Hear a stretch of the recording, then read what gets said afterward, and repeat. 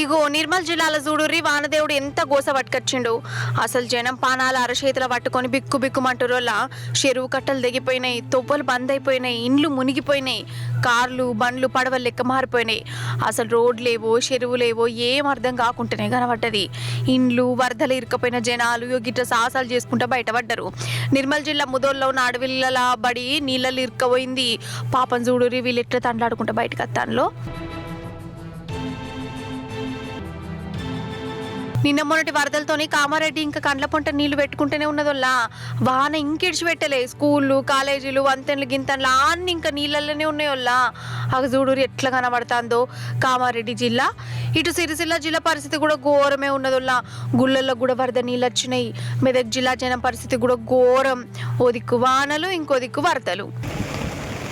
నల్గొండ వరంగల్ మంచిర్యాల కరీంనగర్ నిజామాబాద్ గిట్ల ఏ జిల్లా చూడు వానలు వరదలతోని గోసపడుతూనే ఉన్నాయోల్లా. వాగులు వంకలు పొంగుతున్నాయి. ఊర్లలో కత్తాన్నాయి నీళ్ళని. పాపం జనం కట్టుబట్టలతోని బయటకు వస్తాన్లు. పానాలు కాపాడుకునేందుకు ఇండ్లెక్కి కూసుంటూరు. ఎంత కష్టం చెప్పు. ఇంకా 3-4 వద్దులు పెద్ద వానలు ఉన్నాయట్నోల్లా. ఎవ్వరు బయటికి వెళ్ళొద్దని చెప్తుర్రు. ఇంట్లుంటేనేమో వరదచ్చి పాడైతుందాయే. ఆఫీసర్లేమో బయటికి వెళ్ళొద్దంటారు. ఇక చెప్పు కథ.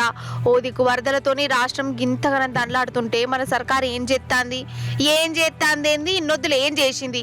ఇప్పుడు కాదే చేస్తాంది. వాళ్ళు ఎట్లా ముంగడబడుతుందో నేను అటెనక చెప్తా.